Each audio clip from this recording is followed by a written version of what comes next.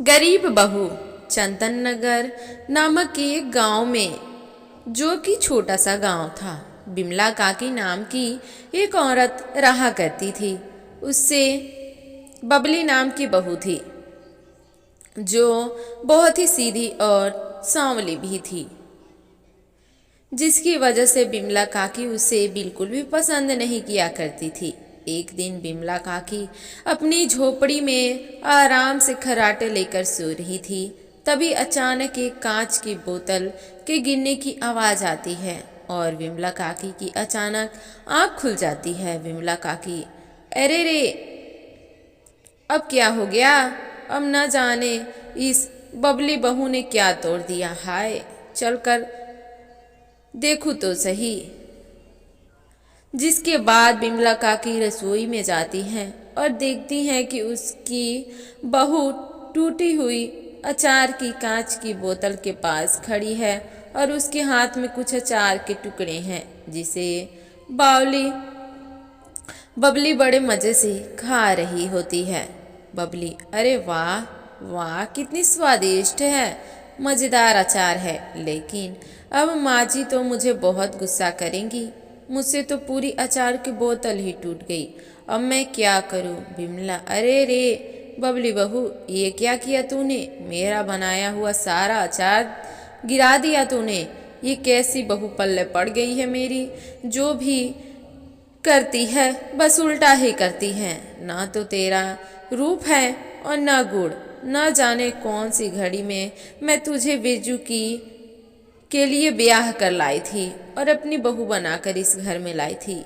मेरा सारा अचार। बबली, न जाने क्यों माँ जी हमेशा मेरे रूप को लेकर बातें बनाती हैं, मगर मैं रूपवंती नहीं हूँ, तो इनमें मेरी क्या भूल? ऊपर वाले ने मुझे बदसूरत बनाया है। माँ जी भी ये बात समझी नहीं है।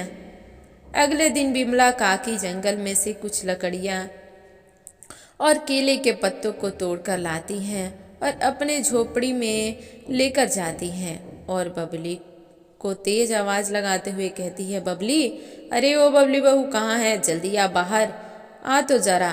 बबली, अरे ये क्या है? आप इतने सारे पत्ते क्यों लेकर आई हैं? इतने सारे पत्ते का आखिर क्या होगा, बताओ ना माँ जी। बबली, अरे कल मेरे गांव में मेरी सहेली आ रही है, उसके लिए ये केले के पत्ते हैं। उन्हें केले के पत्तों पर खाना बहुत पसंद है, इसलिए ये केले के पत्तों कल के भोजन में इस्तेमाल करना। बबली, जी जी माँ जी, अच्छे से समझ गई, आप बिल्कुल चिंता मत करिए। बिमला, बहुत अच्छा, ठीक है, लेकिन कल जरा मेरी सहेली के सामने मेरे नाक मत कटवा देना। जरा अपना ये रंग रूप थोड़ा संवार लेना, समझी? वैसे तो न जाने मेरी सहेली देख कर ही तुझे क्या कहेंगी, मेरी तो नाक ही कट जाएगी। बबली, मेरे इस काले रूप के कारण माँ जी मुझे कितना कुछ बोलती हैं, लेकिन कल मैं माँ जी की सहेली के सामने दिखा दूंगी कि मैं कितनी सुंदर हूँ। अगले दिन बिमला, अरे रे, आओ आओ, आ गई तुम दोनों। मैं कब से तुम्हारा इंतजार कर रही थी, आंखें तरस गई थी तुम्हें देखने के लिए, मेरी प्यारी सहेली। सहेली, अरे हाँ हाँ बिमला काकी, हमारा तो जैसे मन ही नहीं लगता है। आपसे मिले बिना कितने दिन हो गए थे, सोचा आपसे मिल लेते हैं। चलिए कोई बात नहीं, देर से ही सही, पर मिलना तो हुआ। बबली, अरे रे, लगता है माँ जी की सहेली आ गई है। अपनी सहेलियों को ऐसी बातें सुनकर बिमला को बहुत गुस्सा आ जाता है। बबली, देखिए माँ जी, आप तो बहुत सुंदर मुझे दिखाना चाहती थी ना, मैं हो गई ना सुंदर? सहेलियों के सामने सुंदर लगना है तो फिर देखो, लग रही हूँ ना मैं सुंदर? बिमला, अरे रे, थोड़ी सी बुद्धि है मेरी बहू, इसलिए बुद्धू है मेरी बहू, इसलिए। बिमला, जाओ जाओ बबली बहू, मेरी सहेली के लिए भोजन लेकर आओ, जाओ जाओ। बबली, अरे हाँ माँ जी, मैं भी आप सभी लोगों के लिए भोजन लेकर आती हूँ। तभी बबली केले के पत्ते अपने हाथ में लेकर आती है और सभी के सामने रख देती है। लेकिन काफ़ी देर तक बबली का कोई भोजन नहीं लेकर आती है। ये देखकर तीनों सखियाँ हैरान हो जाती है। बबली, अरे आप सभी भोजन खा क्यों नहीं रहे हैं? खाइए ना, खाइए भोजन, यही तो आपको पसंद है ना। विमला, अरे बबली बहू, क्या पागल हो गई है? आखिर कहाँ है तेरा बनाया भोजन? जा जल्दी लेकर आ, कितना इंतजार करवाएगी मेरी सहेलियों को।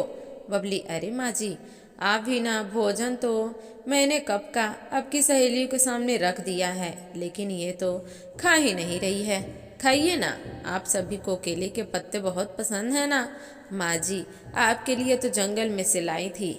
हाँ सहेलियाँ, ये क्या बिमला काकी, क्या हम ये केले के पत्ते खाएंगे? दूसरी सहेली, छी छी छी, अरे कुछ भोजन नहीं खिलाना चाहती तो बता देती, अब हम यहाँ से जा रहे हैं। बिमला, अरे रे, ये क्या किया तूने?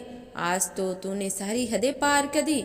मुझसे कहा था ना, मुझसे बहुत ही बड़ी गलती हो गई। तुझसे कहा था ना कि इन केलों के पत्ते पर अपना बनाया भोजन परोसना, और तूने इसे ही भोजन समझ लिया। अरे रे, तेरी बुद्धि तो किसी काम की नहीं है, एकदम अकल से खाली है तू।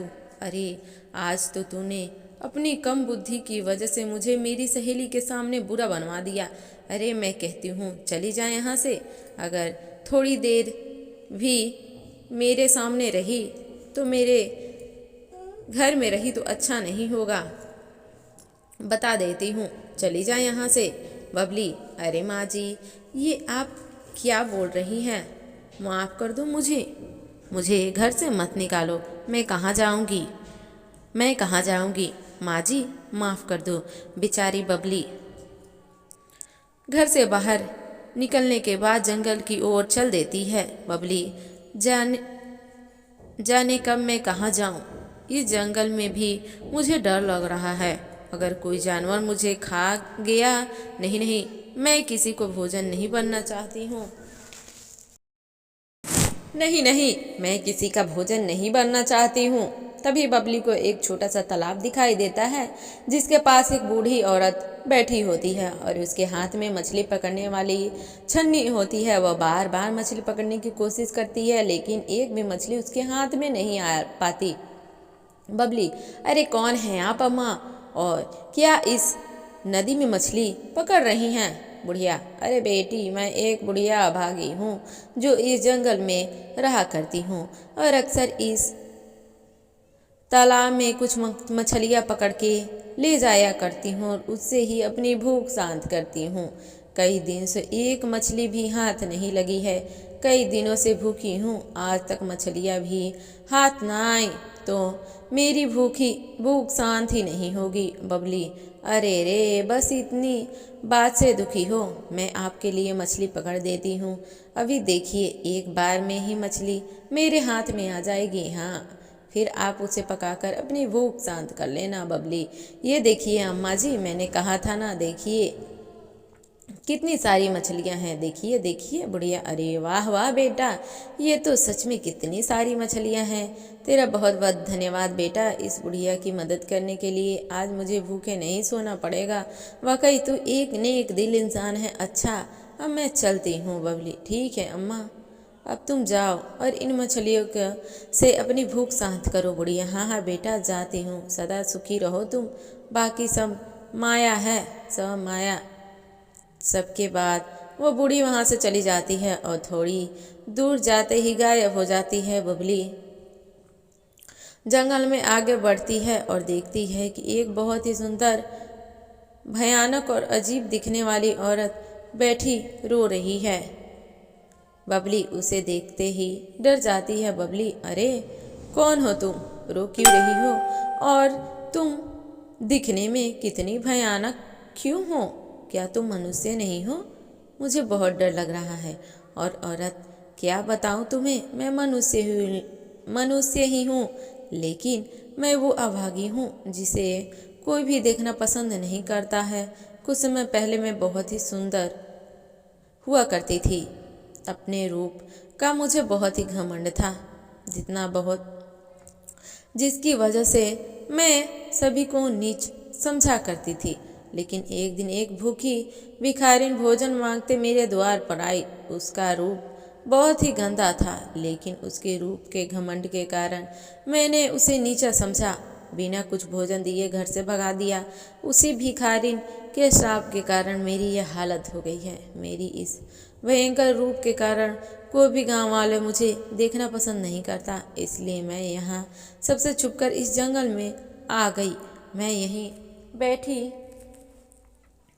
कई कई दिन से रोती रहती हूँ। बबली, अरे रे चुप हो जाओ, मैं तुम्हारा दुख समझ सकती हूँ। मेरी भी काले रूप के कारण मेरी माँ जी ने मुझे घर से निकाल दिया। मेरा ये रूप उनके पसंद नहीं है, लेकिन ये तुम्हारा भयानक रूप तो मुझसे भी ज़्यादा खराब और डरावना है। क्या तुम्हारे इस भयानक रूप से निजात पाने का कोई रास्ता नहीं है? औरत, रास्ता है। एक दिन इस जंगल में एक साधु आए थे। उन्होंने मुझे कहा कि अगर कोई नेक दिल इंसान इस जंगल में आए और उस विशाल नदी के जल को छूकर मुझे देगा, जिसे पीकर मुझे मेरे इस भयानक डरावने रूप से छुटकारा मिल जाएगा, क्योंकि इस विशाल नदी का जल सिर्फ नेक दिल इंसान ही छू सकता है। और तब से मैं रोज उस नेक दिल इंसान की राह देख रही हूँ। न जाने वो कब किस रूप में मेरे सामने आ जाए। बल्कि क्या अब इसमें मैं तुम्हारी मदद कर सकती हूँ? कहा है वो विशाल नदी, बताओ मुझे। तुम देखना, मैं उस विशाल नदी के जल को छू लूँगी। हाँ औरत, क्या तुम सच में मेरी मदद करना चाहती हो? लेकिन उस नदी का जल वही इंसान छू सकता है जो नेक दिल हो। अगर कोई और उस विशाल नदी के जल को छूने की कोशिश करता है तो वो उस नदी में हमेशा के लिए समा जाता है। बबली, नहीं, तुम देखना, मुझे कुछ नहीं होगा। मैंने तो कभी किसी का दिल नहीं दुखाया। मैं अवश्य ही तुम्हारी मदद करूँगी। अगर उस विशाल नदी के जल से तुम्हारे भयानक रूप से छुटकारा मिल सकता है तो चलो मेरे साथ उस विशाल नदी के पास, मैं करूँगी तुम्हारी मदद। औरत, यही वो विशाल नदी है। तुम अगर इस नदी के जल को छू पाओ तो ही पता चल जाएगा कि तुम एक नेक दिल इंसान हो या नहीं। इसके बाद ही तुम मेरी मदद कर पाओगी, नहीं तो हमेशा के लिए इस विशाल नदी में समा जाओगी। बबली अपना सर हाँ में हिलाते और जैसे ही नदी के जल को हाथ में डालती हो तो बबली के हाथ पर खूब सारी तितलियाँ आकर बैठ जाती है, लेकिन बबली को कुछ नहीं होता है।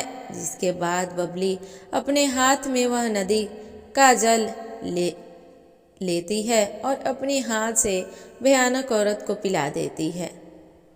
उसको ऐसा करते ही भयानक औरत का भयानक और डरावना रूप चला जाता है और वह एक साधारण रूप में आ जाती है। और अरे वाह, देखो, मैं फिर से अपने रूप में आ गई हूँ। अब कोई मुझसे नहीं डरेगा। तुम्हारा बहुत बहुत धन्यवाद। तुम वाकई में एक नेक दिल इंसान हो। आज तुम्हारी वजह से मुझे मेरे भयानक और डरावने रूप से छुटकारा मिल सका है। बबली, अरे तुम अपने पहले वाले रूप में आ गई। मेरे लिए तो इतना ही काफ़ी है। तुम्हारा वो भयानक और डरावना रूप तो मुझसे भी देखा नहीं जा रहा था, लेकिन अब सब ठीक हो गया है। अब तुम अपने घर जा सकती हो। तुम्हें कोई गांव वाला कुछ नहीं कह पाएगा। हाँ, कुछ समय बाद, बबली, कौन हो तुम और यहाँ इस नदी में क्या कर रही हो? तुम देखने में बहुत ही भयानक हो। मुझे कुछ मत करना, मैंने कुछ नहीं किया है। छोड़ दो, मुझे जाने दो। बुढ़ा, अरे रे बबली बेटा, तुम डरो मत, मैं तुम्हें कुछ नहीं करूँगा। ये एक जादुई नदी है जिसका स्वामी मैं हूँ। इस जंगल में वह इस जादुई नदी के जल को छू सकता है जो कि हृदय का नेक और कोमल होता है। तुमने इस नदी के जल से जिस भयानक औरत की मदद की है वो और कोई नहीं बल्कि मैं ही था। वो मेरी ही माया थी जो तुम्हारी परीक्षा ले रही थी। मैं तुमसे बहुत ही प्रसन्न हुआ। बताओ तुम्हें मुझसे क्या चाहिए? मैं तुम्हारी इच्छा जरूर पूरी करूँगा। बबली, अरे क्या आप सही बोल रहे हैं? अरे मुझे तो यकीन नहीं हो रहा है। मैं आपसे ज़्यादा तो कुछ नहीं चाहती हूँ। मेरी सबसे बड़ी समस्या मेरा ये काला और भद्दा रूप ही है, जिसके वजह से मुझे लोग की बातें सुननी पड़ती है और मेरी सासू माँ भी मुझे घर से निकाल दी हैं और मुझे पसंद नहीं करती हैं। बुढ़ा, ओह अच्छा तो ये बात है। ठीक है बबली, तुम रुको ज़रा, तुम्हारी ये परेशानी अभी हल किए देता हूँ बेटा। देखो बबली, अब तुम सबसे सुंदर हो गई हो। तुम्हें अब कोई भी कुछ नहीं कह पाएगा। जाओ, अब तुम अपने घर जाओ। सदा खुशी रहो बबली। अरे वाह, मैं तो बहुत सुंदर हो गई हूँ, बहुत ही सुंदर। अब कोई चाहकर भी मेरे रूप को नहीं कोस पाएगा और माँ जी तो मेरा ये रूप देखकर बहुत खुश हो जाएंगी। आपका बहुत बहुत धन्यवाद। अच्छा, अब मैं चलती हूँ। जिसके बाद बबली अपने घर जाती है, जहाँ पर उसकी सास बैठी रो रही होती है। बबली को देखते ही वो खुश हो जाती है। विमला, अरे बहू आ गई तू? कहाँ चली गई थी? मैंने कितना ढूंढा तुझे, बता कहाँ गई थी? और ये क्या बबली बहू, तेरा तो पूरा रूप ही बदल गया है। आखिर ये सब हुआ कैसे, बता मुझे। बबली, देखो ना माँ जी, अब मैं कितनी सुंदर हो गई हूँ। आपको अब मुझसे कोई शिकायत नहीं होगी। देखिए तो, अब मैं कितनी सुंदर हो गई है, देखिए देखिए। और ये अब उस नदी के कारण हुआ है। बिमला, अरे क्या बोल रही हो बबली बहू? विशाल नदी? क्या सच में किसी विशाल नदी के कारण तुझे सुंदर रूप मिला है? बबली, हाँ माँ जी, हाँ विशाल नदी, ये सब उसके ही कारण हुआ है। विमला, अरे क्या तू सच कह रही है? अरे वाह बहू, मैं तो तेरे जैसे बहू पाकर धन्य हो गई। लेकिन बहू, अब मुझे तेरे रंग रूप से कोई फर्क नहीं पड़ता। तेरे जाने के बाद मुझे एहसास हुआ कि तू कितनी अच्छी है। तेरा दिल एकदम साफ और नेक है। जितना कुछ सुनाया मैंने, मुझे माफ़ कर दे बहू। बबली, नहीं नहीं माँ जी, आप चुप हो जाइए। मैंने आपको माफ़ कर दिया। आप मेरी माँ हैं, इसलिए मैं आपसे कभी नाराज़ नहीं हो सकती हूँ। हाँ, दोनों आपस में गले मिलते हैं। तो दोस्तों, ये कहानी आपको कैसी लगी कमेंट करके ज़रूर बताइएगा और मेरे वीडियो को एक लाइक और चैनल